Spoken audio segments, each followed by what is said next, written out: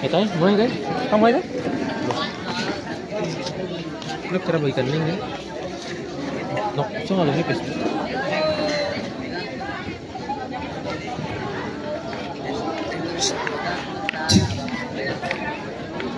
أحمد الرحمن ذو الفضل العلي ربنا المبعوث ذو العرش العلي وصلاة الله مع تسليمه للذي جاء بشرع مكمل سلام الله منا عليكم وتحايات أد للعلي أنا ما كنت هنا مبتدرا ساحة النظم فلست بالمالي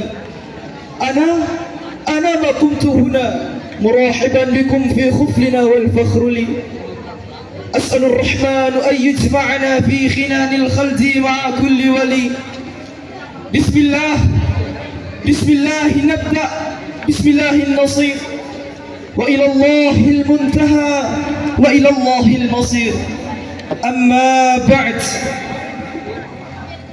أيها الحفل الكريم ويا أيها الجمع الكريم شيوخا وأعيانا متفقين وكتب ومعلمين وشعراء وطلاب العلم وأساتذة وآباء ويا فخر السنباوة ماذا أقول فلو حيتكم قلت السلام منا المولى عليكم ورحمة منه تعالى وبركاته. عليكم السلام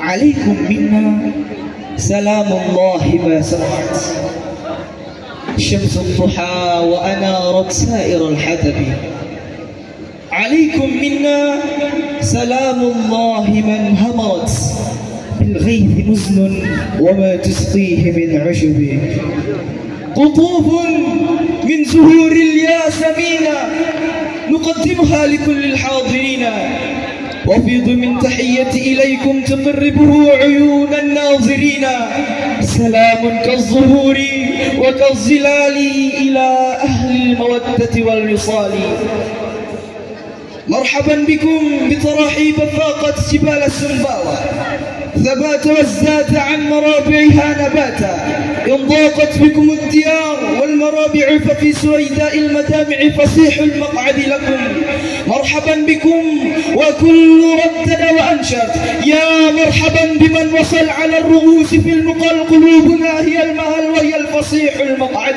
فهذه الطلائع زانت بها المرابع أقمارها سواقع نجومها لوامع أنعم به بالمقعد هنا ارتقى رجالنا أحفاظنا فلتنطلق أعمالنا إلى بنا مجد الغلي أيها الحفل الكريم أيها الجمع الكريم مرحبا بكم بتراحين تمازج فصيحها مع العمي وعربيها مع الأعجمي عربيها الفصيح يقول على الطائر الميمون يا خير قدمتم فأهلا بالعلا والمكرم وعميها يقول يا مرحبا ترحيبة ما لها حدود ترحيبة يفخر بها الضيوف والجار للي حضر يستهي المسك والعدود واللي تغيب له جميله الأعذار نسائف القتل من بستانين مسرحيتنا الغناء وملأ بالعطاء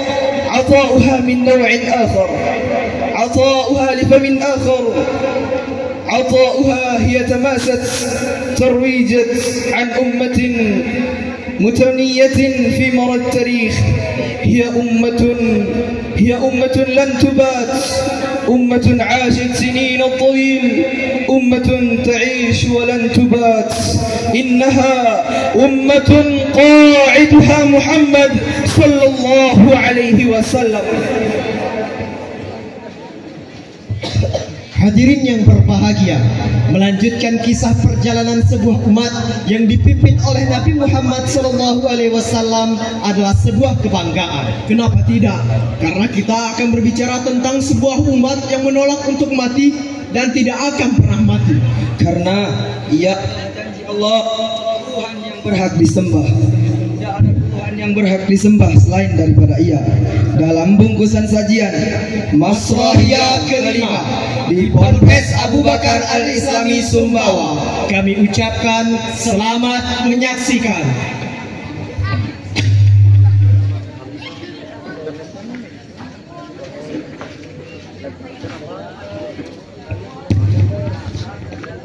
Assalamualaikum warahmatullahi wabarakatuh. Al-Islamu ya'lu wa la yu'la. Islam itu tinggi dan tidak ada yang setinggi Islam. Hadis riwayat Al-Bukhari. Ingat selalu kata Bung Karno, jas merah, jangan lupakan sejarah. Hari ini kita menyaksikan kaum muslimin secara umum di seluruh dunia berada dalam kondisi keterpurukan.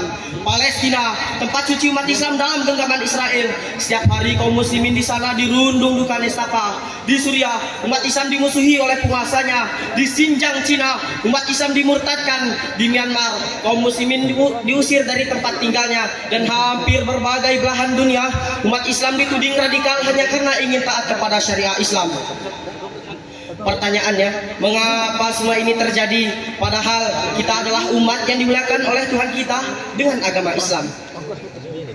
Sayang beribu sayang, suatu hari telinga ini mendengar kata bahwa Islam hanya ikut-ikutan, Islam ketinggalan zaman, Islam kurang update. Hei saudaraku, kau tak percaya atau kau tak tahu bahwa Islamlah yang membuat Eropa maju dan terdidik peradaban dan akhlaknya dalam bingkisan sejarah Andalusia. Kau tak percaya atau kau tak tahu bahwa Islamlah yang membuat dunia ini modern dan lebih maju. Kau bisa temukan itu dalam bingkisan sejarah kejayaan Khalifah Abbasiyah di tanah Baghdad. Baghdad, kota 1001 malam ini terletak di dataran yang subur di Irak. Sejak tahun 762 Masehi, Baghdad merupakan pusat dinasti Abbasiyah hingga 5 abad berikutnya. Kota ini segera menjadi pusat peradaban yang kosmopolit dan cikal bakal modernitas. Beberapa institusi pendidikan yang berdiri pada masa itu adalah Universitas Baghdad, Universitas Al-Hikmah, dan Universitas Al-Muntasyariyah. Khalifah kedua dinasti Abbasiyah, Abu Ja'far Al-Mansur, sudah memiliki visi pembangunan Baghdad. Pada mulanya, Baghdad hanyalah kawasan periferi sebelum memutuskan Baghdad sebagai ibu kota. Al-Mansur mengirimkan sejumlah pakar untuk meneliti keadaan geografis sosial wilayah tersebut. Denah awal kota ini berbentuk lingkaran yang dikelilingi tembok selebar 50 hasta dengan tinggi 90 kaki. Di luarnya dijaga dengan parit yang dalam. Ada 4 gerbang utama sebagai pintu masuk ke kota benteng ini. Para Khalifah Abbasiyah peninggalan Al-Mansur berlomba-lomba memerintah Baghdad. Tidak mengherankan bila pada 800 Masehi, Baghdad menjadi kota unggul tempat peradaban-peradaban global bertemu dan bertukar informasi. Jumlah penduduk pada masa itu mencapai lebih dari 1 juta jiwa. Hal ini menjadikannya kota modern yang melalui zamannya bila dibandingkan dengan kota-kota lain di Asia maupun di Eropa. Pada masa Bani Abbasiyah, umat Islam mencapai puncak kejayaan di berbagai bidang. Ini terjadi karena perhatian yang besar dari pemerintah terhadap kemajuan ilmu pengetahuan. Khalifah Al-Ma'mun melakukan penerjemahan buku-buku asing dan mendirikan Baitul Hikmah yang menjadi pusat pengembangan ilmu pengetahuan. Kemudian muncul para ilmuwan yang memiliki akidah kuat dan menguasai ilmu agama dan sains. Dalam bidang ilmu tafsir, berkembang 2 aliran ilmu tafsir yang terus digunakan hingga sekarang, yaitu tafsir bi al-ma'thur yang menekankan pada penafsiran ayat-ayat Al-Quran dengan hadis dan pendapat para sahabat, dan tafsir bi al-ra'i berpijak pada logika daripada syariat bersama Ibnu Jarir At-Tabari, Ibnu Atiyah Al-Andalusi, As-Suda Mufatil bin Sulaiman, Muhammad bin Ishaq. Dalam bidang filsafat Islam yang dimulai saat penerjemahan filsafat Yunani dalam bahasa Arab, sekaligus diadakan penyelesaian dengan ajaran Islam bersama Al-Kindi, Ibnu Sina, Al-Farabi, Ibnu Rushid, Abu Bakar Al-Tufail, Al-Ghazali, dan Abu Bakar Muhammad bin Asy-Syaikh. Dalam bidang ilmu hadis, kita mengenal beberapa karya para ilmuwan muslim terkenal dalam bidang ilmu hadis seperti Sahih Bukhari, Sahih Muslim, Sunan Abu Dawud, Sunan At-Tirmidzi, dan Sunan An-Nasai. Muncul pula ulama ahli fikih yang menjadi andalan bagi umat Islam dalam menjelaskan persoalan fikih seperti Imam Hanafi, Imam Maliki, Imam Syafi'i, dan Imam Hanbali. Dalam ilmu tarikh bersama para ilmuwan muslim, Ibnu Jarir At-Tabari, Khatib Baghdadi, Ibnu Hayyan, Ibnu Batutah, dan Ibnu Khaldun. Muncul pula dalam ilmu kedokteran yang dalam Islam dikenal dengan nama at-tib. Orang-orang barat juga menuntut ilmu di universitas milik umat Islam. Para dokter muslim yang terkenal sekaligus menjadi pakar rujukan barat antara lain Ibnu Sina, dikenal sebagai bapak dokter Islam. Jabir bin Hayyan dikenal sebagai bapak kimia. Ar-Razi, karyanya berjudul Al-Hawi yang membahas tentang campak dan cacar. Ilmu geografi bersama ilmuwan muslim Al-Muqaddashi, Yaqut Al-Hamawi, dan Ibnu Khardazobah. Ilmu bahasa yang meliputi ilmu nahwu, sorof, ma'ni, bayan, dan badi bersama Sibawahi, Mu'az Al-Harra, dan Al-Kisai.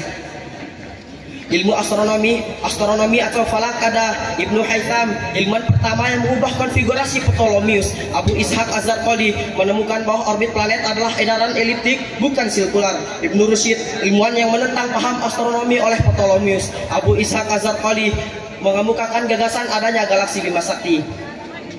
Tak lupa pula dalam bidang ilmu matematika yang terus berkembang pesat dan melahirkan tokoh-tokoh muslim panduan dunia seperti Al-Khwarizmi, penemu angka nol dan dikenal sebagai Bapak Al-Jabar, Umar bin Farukhan, dan Banu Musa.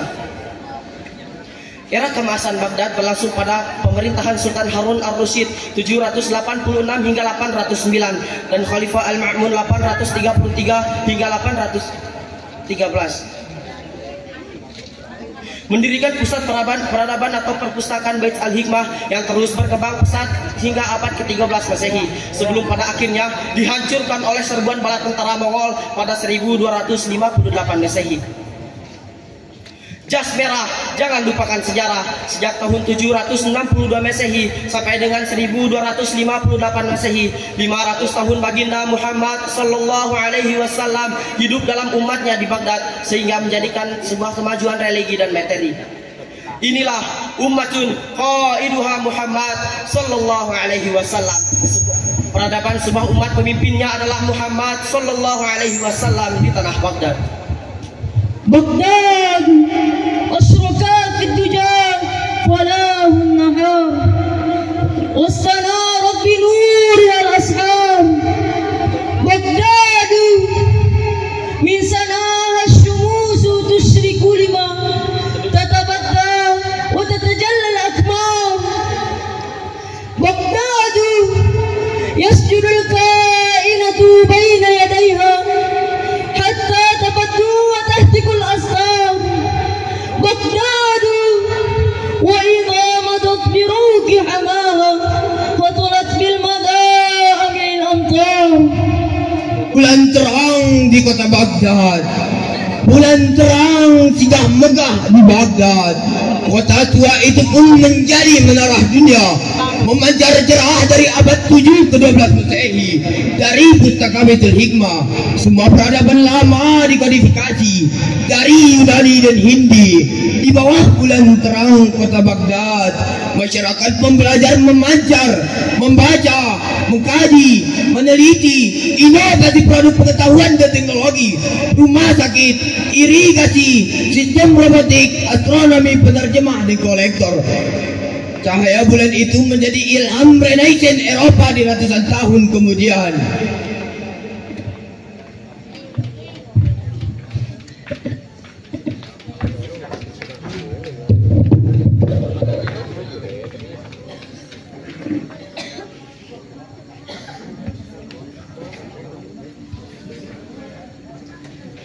Kisah mulai runtuhnya Baghdad. Anda adalah tuan rumah dan kami adalah tamu. Bawalah apapun yang Tuan miliki yang cocok untuk kami, kata Hulagu Khan kepada Khalifah Al-Musta'sim menurut sebuah kronik. Itu bukan dialog di antara dua penguasa setara, tapi ramah tamah palsu yang terjadi di antara seorang penakluk dan mangsanya. Khalifah Al-Musta'sim dari dinasti Abbasiyah tak mampu membendung serangan dari tentara Mongol dan sekutunya yang dipimpin oleh cucu Genghis Khan pada 1258.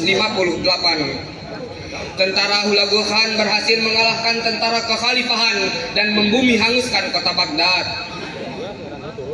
Kota yang sedari abad ke-8 itu didakwa sebagai pusat kebudayaan Timur Tengah dan Islam itu luluh lantak hanya dalam beberapa minggu. Khalifah Al-Musta'sim yang tak bisa berbuat apa-apa selain mematuhi Hulagu Khan. ia serahkan seluruh harta yang disimpan di istananya. Hulagu lantas membagikan seluruh harta tersebut kepada para panglima dan sekutunya. Pangeran Mongol itu kemudian berbalik ke arah khalifah, lalu memberinya nampan emas untuk dimakan, benar-benar untuk dimakan. Al-Mustasim tentu saja menolak, lalu berkata, "Siapa pula yang sanggup memakan emas? Lantas, mengapa Tuan menyimpannya?" Tanya Hulagu. "Alih-alih Tuan bisa memberikannya kepada prajuritmu, dan mengapa Tuan tidak melebur saja pintu besi ini, lalu menjadikannya mata panah? Dengan panah-panah itu, setidaknya Tuan bisa menghalau pasukanku. Ini semua kehendak Tuhan," kata sang khalifah. "Lalu, apa yang akan terjadi kepada Tuan setelah ini adalah kehendak Tuhan juga," kata Hulagu mengakhiri percakapan. Beberapa hari kemudian setelah menghancurkan Baghdad, Hulagu keluar dari kota itu dengan membawa serta Khalifah Al-Mustasim, berikut putranya yang sulung dan para pelayan. Hulagu lantas mengeksekusi mereka semua di sebuah desa bernama Waqaf di istana Baghdad. Sisa-sisa keluarga Khalifah juga dibantai. Khalifah dijebloskan ke dalam karung kulit dan diinjak-injak kuda sampai tewas. Bangsa Mongol percaya bahwa darah bangsawan yang tumpah ke bumi akan membawa malapetaka bagi mereka. Jadi, metode hukuman mati ini adalah cara yang populer di antara mereka untuk menghindari masalah. Banyak kalangan menyebut momen runtuhnya kekhalifahan dan kota Baghdad ini sebagai akhir kejayaan kebudayaan Islam. Namun mereka salah. Baghdad memang runtuh, bahkan masa jayanya sudah luruh sejak lama. Saat Al-Mustasim naik tahta pada 1242, kekuatan politik dinasti ini sudah jauh terkikis. Ya, Baghdad memang runtuh, namun tidak dengan umat Islam. Sebagaimana mereka berjaya dengan Islam, mereka jatuh karena jauh dari Islam. Kekhalifahan Abbasiyah saat itu bukanlah kekhalifahan yang sama seperti pada masa jayanya di akhir abad ke-8 dan di awal abad ke-9. Sementara dinasti Abbasiyah melemah, kekhanan Mongol sedang berjaya. Pada 1251, mungkin kakak tertua Hulagu naik tahta sebagai Khan Agung Mongol. Pada tahun awal pemerintahannya, ia langsung mencanangkan kampanye perluasan kekhanan Mongol. Hulagu lantas diutus kakaknya itu mengadakan ekspedisi penaklukan ke barat. Ensiklopedia Britannica menyebut bahwa Hulagu memulai ekspedisinya pada 1253 dengan membawa 130.000 tentara Mongol. 3 tahun kemudian, hampir seluruh wilayah yang kini adalah Afghanistan dan Iran bagian utara sudah digenggamnya. Ia lalu mendeklarasikan wilayah taklukannya sebagai Ilkhanat yang menjadi subordinasi dari Kekhanan Agung Mongol. Baghdad adalah incaran Hulagu selanjutnya sebelum merambah ke Suriah dan Mesir. Sebelum menjadikannya target serangan, Hulagu sempat memberi tawaran kepada Khalifah Al-Mustasim untuk menjadi subordinasi Ilkhanat dan mengirim pasukan untuk menyerang kota-kota kaum Syiah Ismailiyah di Persia. Tawaran itu menggores kebanggaan Al-Mustasim dan lalu membutakan penilaiannya. Tak sadar akan kekuatan politik dan militernya yang lemah, Al-Mustasim menolak mentah-mentah tawaran itu. Penolakan itu adalah alasan kuat bagi Hulagu untuk mengarahkan pasukannya dan menginvasi Baghdad. Hulagu membariskan pasukannya dan bergerak dari ibu kota Ilkhanat di Maroga menuju Baghdad pada November 1257. Tentara asli Mongol yang dikerahkan kali ini diperkirakan mencapai 150.000 orang. Kekuatan sebesar itu didukung pula oleh sekutu Ilkhanat dari Armenia, Antioquia, dan 1000-an insinyur artileri dari Cina. Berkebalikan dengan itu, Al-Mustasim hampir tidak melakukan persiapan yang cukup untuk bentrokan yang akan datang. Tembok keliling kota Baghdad tidak diperkuat dan tak ada usaha untuk meminta bantuan kepada para amir negeri-negeri tetangga dan kekhalifahan muslim lainnya. pembantaian dan penaklukan. Konex ini menyebut Hulagu memecah formasi pasukannya ketika mendekati wilayah kekuasaan Abbasiyah. Itu adalah strategi perang standar orang-orang Mongol untuk menggempur kota dari berbagai penjuru. Dengan begitu, tentara kekhalifahan juga dibuat bingung menentukan dari mana Mongol akan memulai invasi. Pertempuran pertama antara pasukan Hulagu dari tentara Al-Mustasim terjadi di daerah Anbar di sebelah barat laut Baghdad pada 11 Januari 1258. Pada palagan ini, Dawat Dar, komandan tertinggi militer Abbasiyah, berhasil memukul mundur pasukan Mongol. Usai pertempuran, Dawat Dar mengirim pesan gembira kepada Al-Mustasim. Hamba telah mengalahkan mereka semua dan besok hamba akan memburu sisa-sisa pasukan Mongol. Dawat Dar sebenarnya terlalu percaya diri. Pasalnya, pasukan yang ia kalahkan hanyalah kelompok pengintai Mongol. Esoknya, pasukan Hulagu menyerbu dengan kekuatan penuh dan balik memporak-porandakan kekuatan ke kubu pertahanan Dawat Dar. Konon 12.000 tentara kekhalifahan tewas dan hanya 3 orang termasuk Dawat Dar yang berhasil mundur ke Baghdad. Pada 18 Januari, pasukan Hulagu telah mencapai pinggiran Baghdad dan menggempur kota itu. Saat itulah Al-Mustasim sadar ia telah membuat keputusan yang salah, menolak tawaran Hulagu sebelumnya. Khalifah ke-37 dinasti Abbasiyah itu lantas mengirim utusan kepada Hulagu untuk mencegah perang lebih lanjut. Namun orang Mongol tak pernah mengenal kesempatan kedua. Al-Mustasim telah menyia-nyiakan satu-satunya tawaran damai dari Hulagu. Satu-satunya pilihan yang dimiliki oleh Al-Mustasim hanyalah melayani nafsu perang Hulagu dan sekutunya. Situasi makin runyam bagi Al-Mustasim karena hanya ada sekitar 80.000 tentara untuk menjaga kota dari gempuran Mongol. Pada 5 Februari, sebagian besar segmen tembok kota berhasil dijebol. Hanya tinggal menunggu waktu saja tentara Mongol untuk bisa memasuki kota. Tapi Hulagu memutuskan untuk bertempur di luar tembok daripada bersusah payah bertempur di kota yang minim ruang manuver. Dalam keadaan putus asa, Al-Mustasim mencoba bernegosiasi lagi dengan Hulagu, tetapi utusannya dibunuh. Sekitar 3.000 bangsawan Baghdad juga mencoba menemui Hulagu untuk menawarkan penyerahan diri bersyarat. Mereka semua juga dihabisi. Jelas bahwa Baghdad tak mampu lagi bertahan dari gempuran Mongol. Akhirnya, pada 10 Februari 1258, tepat hari ini, 766 tahun silam, Khalifah Al-Mustasim diiringi keluarga dan para abdinya berjalan keluar kota Baghdad dan menyatakan menyerah di hadapan Hulagu. Namun itu bukan momen berakhirnya pertumpahan darah, bahkan awal dari peristiwa yang lebih mengiriskan. Ribuan pasukan Abbasiyah yang telah dilucuti senjatanya dibantai di depan Al-Mustasim. Tentara Mongol membantai hampir seluruh penghuni kota, tak peduli rakyat biasa atau tentara. Istana, masjid, gereja, perpustakaan, balai ilmu pengetahuan yang dibangun selama beberapa generasi juga tak luput dari penghancuran. Perkiraan yang paling rendah menyatakan bahwa 90.000 orang dibantai. Ketika bangsa Mongol memasuki kota, perkiraan yang lebih tinggi berkisar dari ratusan hingga jutaan. Khalifah Al-Mustasim sementara waktu dibiarkan hidup hanya untuk melihat kotanya dibumi hanguskan. Setelah itu, ia digiring keluar kota dan dieksekusi.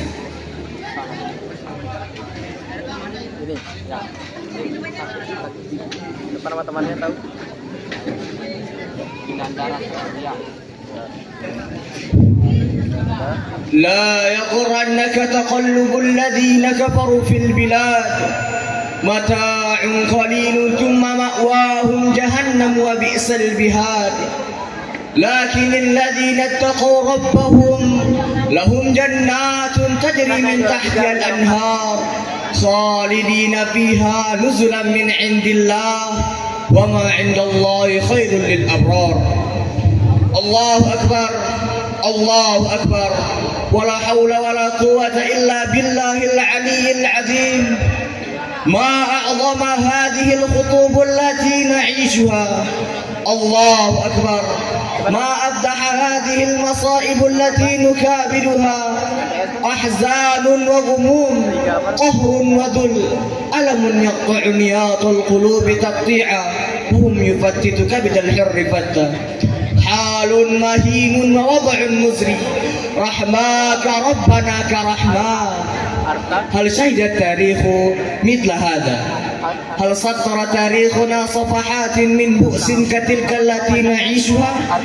نعم، سطر وسطر، بل سطر ما هو أشد من هذا. كتب التاريخ يوما فظائع حلت في هذا الأمة لم تحل قبلها ولن تحل بعدها. يا مسلمون، قوافي الشعر لو جمعت في 1000 ملحة لن ينطفي لهفي. لن تعذروا من قرى بغداد إذ نكبت، لن تعذروا من ربا كركوك والنجف، لن تعذروا من سهول الفاو إذ سقطت، وقد شغلتم بجمع المال والتحف. في أم قصر دماء العز قد سفكت، وأنتم في نعيم وارف الطرف. يا مسلمون، ألا فحموا عقيدتكم وسطروا نخوة الإسلام في صحفي. سيهزم الجمع يا بغداد فاصطبري، إن يصرف الله عنك السوء ينصرفي. فيا ليت أمي لم تلدني، ويا ليتني مت قبل هذا وكنت نسيا منسيا. الله لا إله إلا هو له الأسماء الحسنى. لسائل الدمع عن بغداد أخبار، فما وقوفك والأحبار قد ساروا. وعلى الصليب على أعلى منابرها، وقام بالأمن من يحويز النار. واليوم سقطت بغداد وذبح المسلمون على أبوابها، ليرشف الرافضة كؤوسا من دماء أهل السنة هناك، فيشعروا بنشوة السكر التي أعمت بصائرهم عن عقاب ربي شديد العقاب. يا عباد الله، يا أمة الإسلام، كفانا بكاء على كفانا نحيبا على جرى، كفانا نحيبا على ما جرى. هل انتهى كل شيء؟ هل أسقط في أيدينا؟ هل دارت الطائرة علينا؟ هل أشرفت هذه الأمة على الهلاك؟ أيسرقنا التاريخ ويمضي؟ هل نستسلم حتى تذبح الأمة من الوريد إلى الوريد؟ هل نحني رقابنا؟ هل ننكس رؤوسنا؟ هل نجري خيبة ذلنا؟ هل نستمري وعارنا؟ لا والفلا. أسمعتم يا مسلمون؟ أسمعتم يا مسلمون؟ أسمعتم أيها العالم؟ أسمعتم أيها العلوج؟ أسمعتم يا عباد الصليب؟ أسمعتم أيها المجرمون؟ لن أركع أبدا، لن أركع. إن سلبوا أرضي لن أركع، إن هدموا بيتي لن أركع، إن قتلوا طفلي لن أركع، إن سفكوا دمي لن أركع، لن أركع أبدا، لن أركع. سأحمل روحي على راحتي وألقي بها في مهاوي الردى، فإما حياة تسر الصديق وإما ممات يغيظ الإله. فأمة محمد لن ولن تموت، أمة محمد لن تباد. عاشت أمة قائدها محمد صلى الله عليه وسلم. فقد نسيت حسابي، عيناك يا بغداد منذ طفولاتي، شمسان نائمتان في أهدابي. لا تنكري وجهي فأنت حبيبتي، وورود مائدتي وكأس شرابي. بغداد جئتك كالسفينة متعابا، أخفي جراحاتي وراء ثيابي، ورميت رأسي فوق صدري أميراتي، وتلقت الشفتان بعد غيابي. أنا ذلك البحار ينفق عمره في البحث عن حب وعن أحبابي. بغداد ترك على هرير عباءة، وعلى ضفائر زينب وربابي، وهبطت كالعصفور يقصد عشه، والفجر على سماذن وقبابي، حتى رأيتك قطعة من جوهر ترتاح بين النخل والأناب، حيث التفت وأرى ملم حموتني وأشم في هذا التراب ترابي. لم أقترب أبدا، فكل سحابة زرقاء فيها كبرياء سحابي. Ya, tak bisa dipungkiri, Baghdad Baghdad telah hancur. Hanya sejarah tentang adanya peradaban terhebat itu dalam kitab-kitab sejarah untuk terus diceritakan dengan senyuman. Memang Nabi Muhammad SAW telah lama meninggal. Namun sejatinya beliau tetap hidup dalam Umayyah II di tanah Andalusia.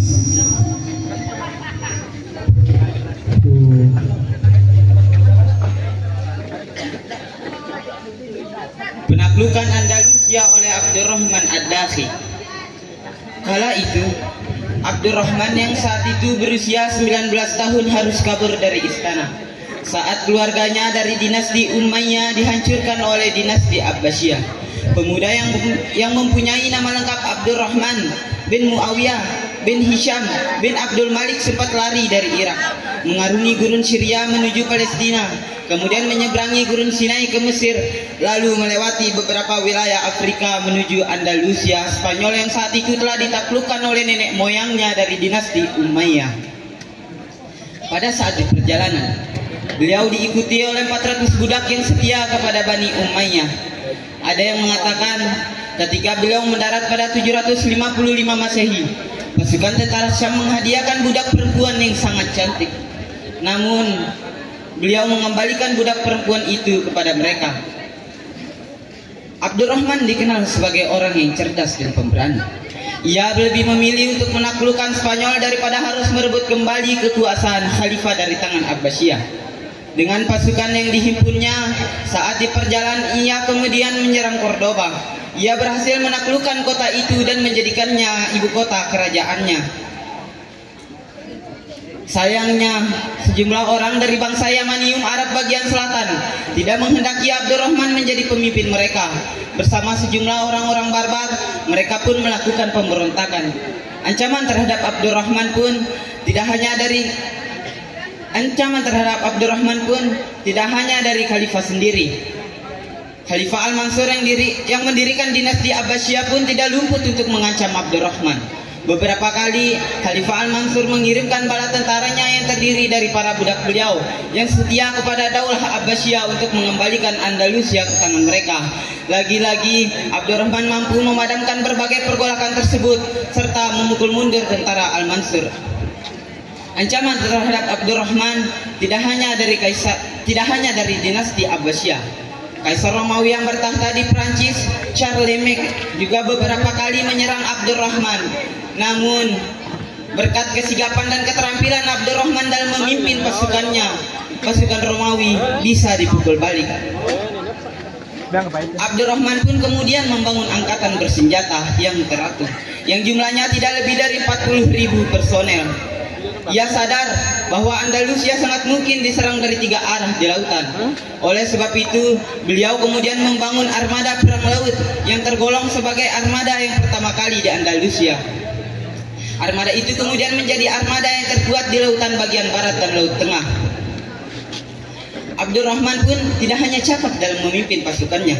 Di bawah kekuasaannya, Andalusia mencapai pertumbuhan ekonomi yang sangat tinggi dan perkembangan peradaban yang sangat pesat. Sungguh suatu kemajuan yang belum pernah dicapai oleh Andalusia hingga saat ini. Cordoba kemudian bersaing dengan Konstantinopel dan Baghdad dari segi kemegahan, kemewahan, perkembangan ilmu pengetahuan dan seni. Oleh sebab itu, Cordoba kemudian dikenal sebagai permata dunia. 3 tahun sebelum meninggal dunia, Abdurrahman kemudian merenovasi dan memperluas Masjid Cordoba. Atapnya disinggah tiang-tiang besar yang jumlahnya 1293 tiang.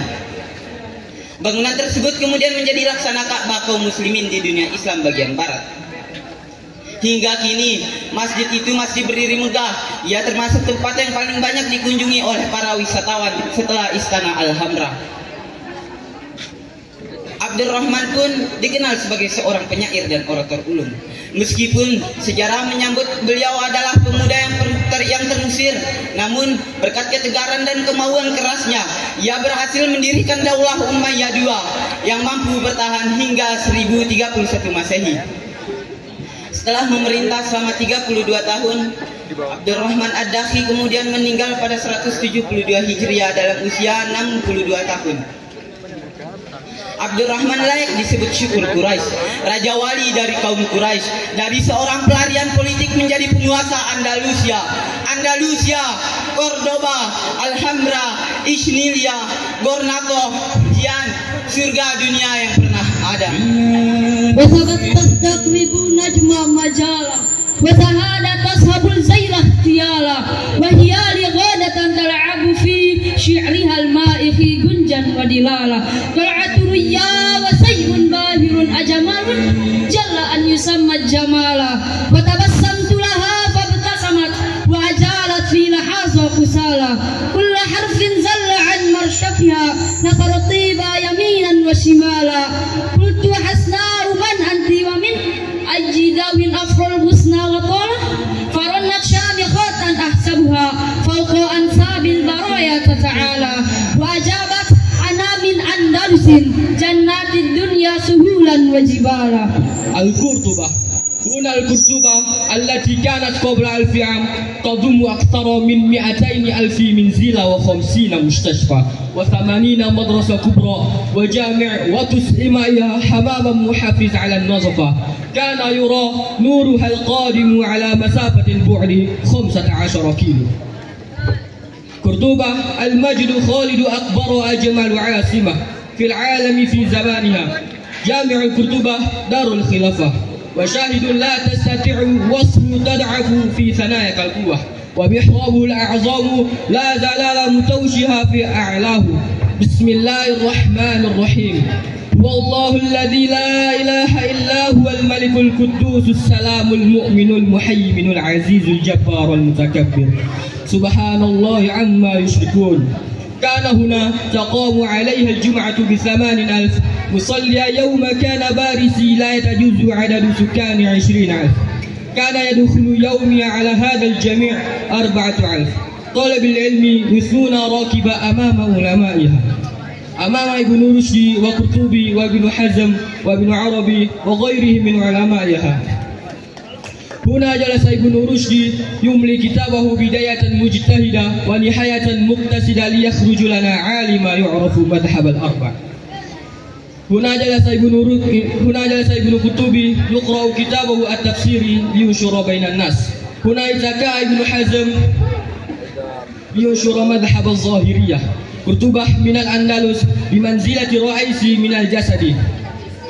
هنا حرض العلم وثقف ل500 عام.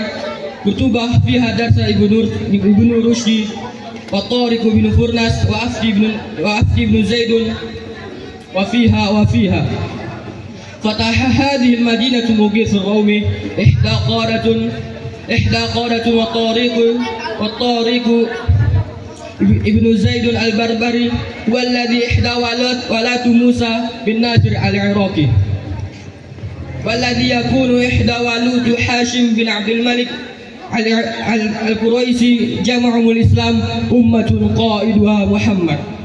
بشام أهلي وبغداد الحواء وأنا بالرقتين وبالفسطة إخواني فأينما ذكر اسم الله في بلد علت ذاك الحمى من صلب أوطاني. بالله إن زرت المغاني مرة ورجع على أهلي هناك وسلامي. كانوا الملوك على الزمان وقارنوا الجوزاء واصطفوا بجوار الأنجم.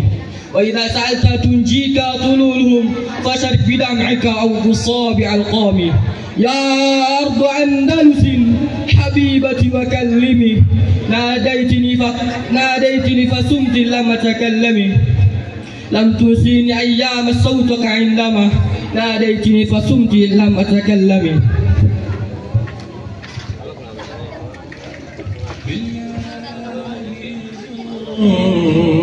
من أمام فردوس بن أحمر قصور الحمراء. من أمام فردوس بن أحمر قصر العريف الأبيض. إذا أردت أن تقتصر التاريخ الحضارة الإسلامية في الأندلس فانظر إلى غرناطة الجديدة ثم تفت على يسارها غرناطة الإسلام في الأندلس.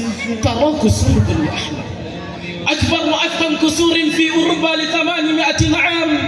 بني أحمر هم أحفاد صحابي جليل سعد بن عبادة رضي الله عنه. قصر بني أحمر بنوه ب300 عام حتى وصل إلى ما وصلوا من إبداع وفخامة، وجعل المعلم الأول في أوروبا. الأنهار تجري من تحتها في نعيم ورغد، كانت سكنا لملوك تجبى إليهم الجزية. لأسف اليوم صار مزارا ندفع نحن مبالغ التذاكر للدخول فقط لنرى مآثر الأجداد. ترى منكوشا في جدرانها لا غالب إلا الله، كأنها تنبئنا مستقبلا مشرقا بإذن الله. أمة قائدها محمد لن تبان. ترى منكوشا في زواياه الحمد لله على نعمة الإسلام. من أمام بحق الأسود تجد قاعة بني سرات علامة الإبداع الهندسي. الهواء الحار يصعد إلى الأعلى فتخرج مع النوافل ويحل مكانها الهواء البارد. وهذه قصور الحمراء تلوح فيه غرناطة. في مدخل الحمراء كان لقاؤنا، ما أطيب اللقيا بلا ميعاد. عيناني سوداوان في حجريهما تتولد الأبعاد من أبعادي. هل أنت إسبانية؟ سألتها قالت وفي غرناطة ميلادي. غرناطة وصحت قرون 7 في تينك العينين بعد رقادي. ما أغرب التاريخ كيف عادني لحفيدة سمراء من أحفادي. وجه دمشقي رأيت خلاله أجفان بلقيس وجيل سعادي. ورأيت منزلنا القديم وحجرة كانت بها أمي تمد وسادي. ودمشق أين تكون؟ قلت تريدها في شعرك المنسى بنهر سوادي، في وجهك العربي في الثغر الذي ما زال مختزلا شموس بلادي. في طيب جنات العريف ومائها، في الخل في الريحان في الكباد. ومشيت مثل الطفل خلف دليلتي، وورائي التاريخ كوم رمادي. والزخرفات أكاد أسمع الضحى، والزرقشات على السقوف تنادي. قالت إن الحمراء زهو جدودنا، فاقرأ على جدرانها أمجادها. ومسحت جرها نازفا ومسحت جرها ثانيا بفؤادي. يا ليت وارثة الجميلة أدركت أن الذي لعنته أجدادي.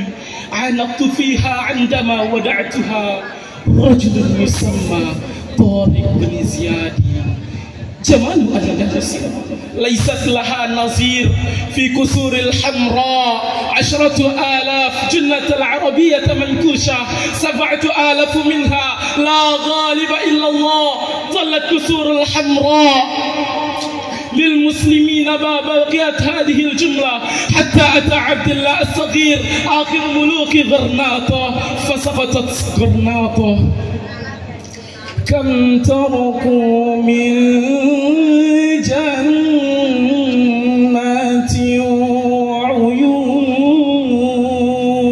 وعيون وزروع ومقام كريم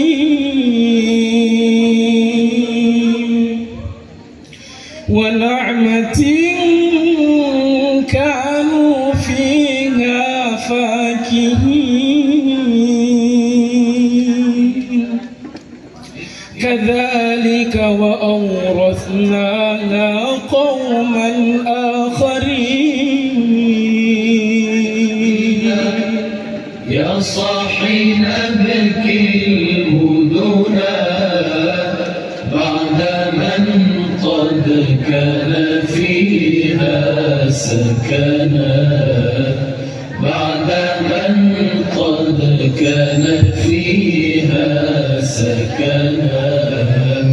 وننادي في فراغ مطلق بعدهم في دارهم وحزنا. بعدهم في دارهم وحزنا. قال ما بها في ذات نجتني في قربهم ما يجتنى كم بلغنا بين أكناف الحمى من ليالات المنى ما سرنا من ليالات المنى ما سرنا وافترقنا فكأننا لم نكن أبدا في الدار نولي مننا أبدا في الدار نولي مننا ليت روحي قبل أن فارقتهم فارقت من قبل ذاك البدن يا صيحا بنته وانتهزوا فرصة الأوقات فرحلنا فرصة الأوقات فرحلنا. Dari Andalusia, lewat taukul hamamah dan puisi-puisi zajal serta mawasyah, cinta bergema ke segenap penjuru dunia. Bukan cinta semata jelmaan syahwat, namun cinta yang menjunjung harkat martabat dan merajut benang-benang peradaban yang terwariskan dari generasi ke generasi sebelum hilang ditelan kebiadaban yang juga dilahirkan manusia. Cinta menghujam dan musafir tewas jauh di batas perjalanan malam. Wahai pesona penabur cinta, datanglah, datang, jangan abaikan jasad musafir malam.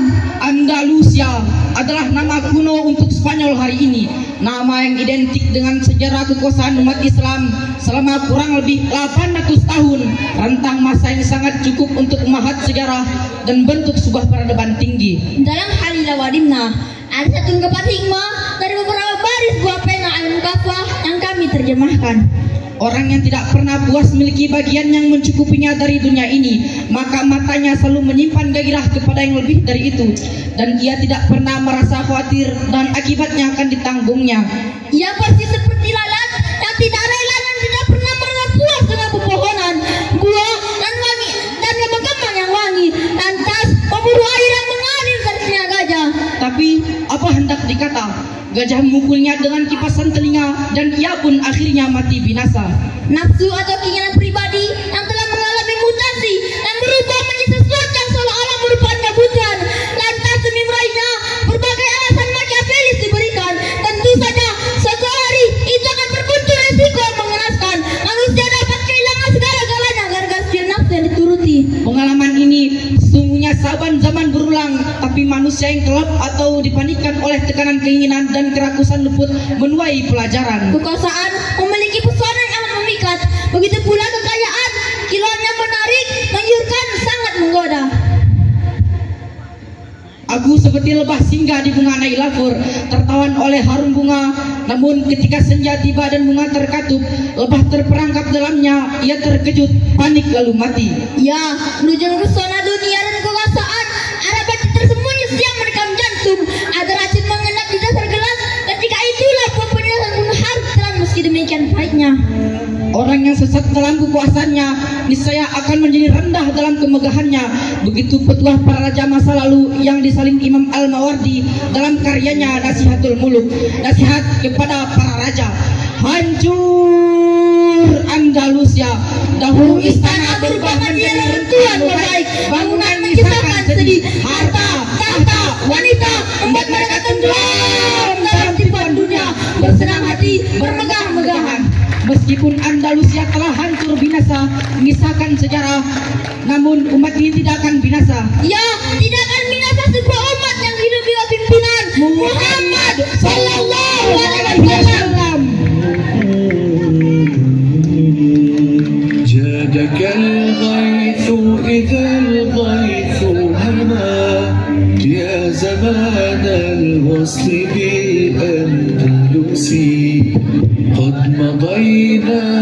ننثر الخير وما نامت الأعين عند الغلس جادك الغيث إذا الغيث هما يا زمان الغصن بالأندلس قد مضينا ننثر الخير وما نامت الأعين عند الغلس إننا مجد وعز إننا عائدون أمتي لا تيأسي إننا مجد وعز إننا عائدون أمتي لا تيأسي عائدون أمتي لا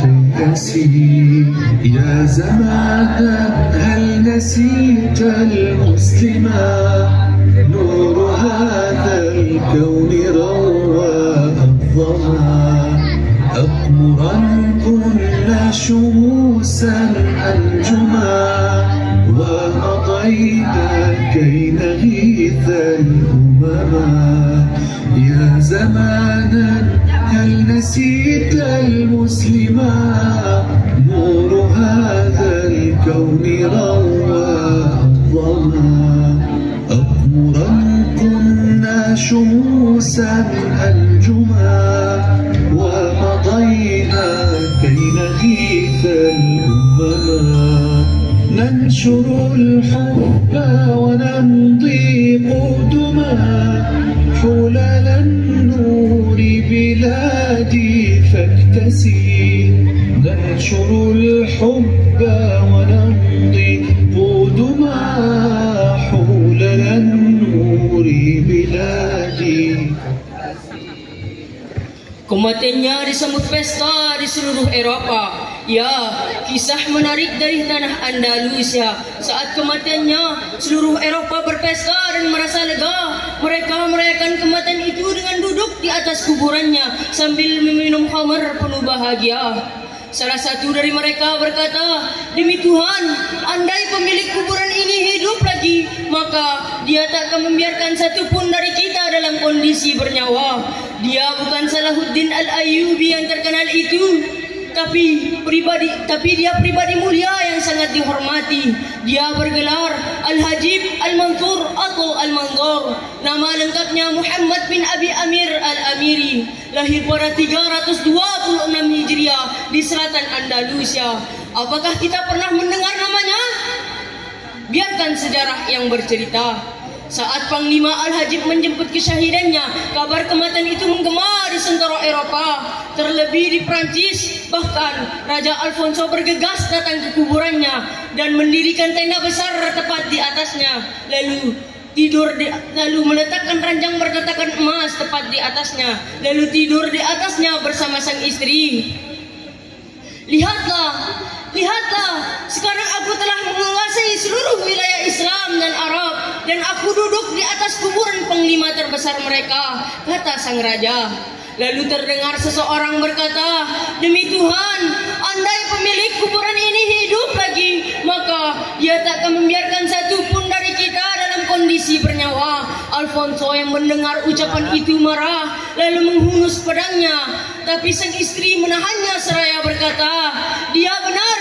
Apa yang membanggakan dengan tidur di atas kuburan musuh? Bukankah itu hanya semakin menambah kagungannya saja? Bahkan sampai mati pun kita tidak mampu mengalahkannya. Sejarah pasti akan menulis kemenangannya ini. Sungguh buruk apa yang kita lakukan ini, dan alangkah nyamannya dia saat ini yang tertidur di bawah singgasana para raja." Al-Hajib Al-Mansur bergabung dalam militer saat muda dan menjadi kepala polisi di Cordova karena keberaniannya dan jasanya. Kemudian diangkat menjadi penasihat gubernur Andalusia dan menjadi gubernur Andalusia dan panglima tertinggi tentara Islam di sana. Dia telah memimpin lebih dari 50 peperangan dan dimenangkannya, sekalipun belum pernah ia terkalahkan. Perang terbesar yang pernah dipimpinnya adalah Perang Leon di selatan Prancis, di mana tentara Eropa yang bersatu bersama tentara Leon mengalami kekalahan hebat. Banyak raja Eropa yang terbunuh dan banyak juga yang ditawan. Kemudian dia memerintahkan agar dikumandangkan adzan di tempat itu, dan itulah adzan pertama yang dikumandangkan di bumi Prancis. Memang seperti itulah kebiasaannya. Setiap kali menang dalam peperangan, dia pasti akan mengumandangkan adzan di tempat itu, lalu mengumpulkan debu-debu yang lengket di pakaian perangnya untuk dimasukkan ke dalam botol. Wasiatnya, apabila dia meninggal, agar botol itu ikut dimasukkan ke dalam kuburannya untuk menjadi saksi di sisi Allah. Eropa sangat membenci Al-Hajib Al-Mansur, sebab selama 25 tahun mereka banyak kehilangan tentara dan panglima di tangannya. Selama 25 tahun mereka tidak pernah tenang dan tidak bisa beristirahat. Al-Hajib Al-Mansur selalu berdoa supaya mati syahid di medan perang. Bukan di antara bilik istana, doanya terkabulkan. Dia syahid dalam perjalanan perang di perbatasan Perancis di dekat pegunungan Pyrenees. Dia syahid pada umur 60 tahun dan 25 tahun diantaranya dia habiskan untuk berjihad menaklukkan musuh-musuh Islam. Dia syahid sedang di kantong bajunya terdapat botol bersisa-sisa debu yang dia menangkan demi kejayaan Islam. Dia syahid sedang di tubuhnya penuh luka perang yang akan bersaksi di hadapan Robnya bahwa hanya satu yang diciptakan sang panglima, yaitu menghadapnya sambil membawa sesuatu yang dapat memasukkan ke dalam surga. Andalusia memang sudah tamat. Hajib Al-Mansur pun sudah menunggu di kuburannya. Namun perjuangan umat ini akan terus berjalan. Ya, umat Muhammad memang bisa tersakiti, namun ia tak akan pernah musnah. Lan tubada wa lan tamuta ummatun qaiduha Muhammad sallallahu alaihi wasallam.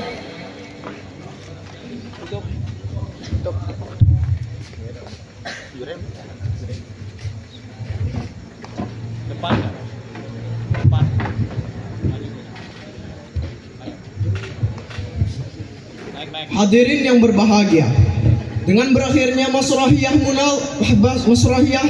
Baginda Muhammad sallallahu alaihi wasallam hidup di Umayyah di tanah Andalusia, maka berakhir pula rangkaian acara kita pada malam hari yang berbahagia ini. Sampai jumpa esok hari di panggung yang sama. Akhirul kalam, wassalamualaikum warahmatullahi wabarakatuh. Waalaikumsalam warahmatullahi wabarakatuh.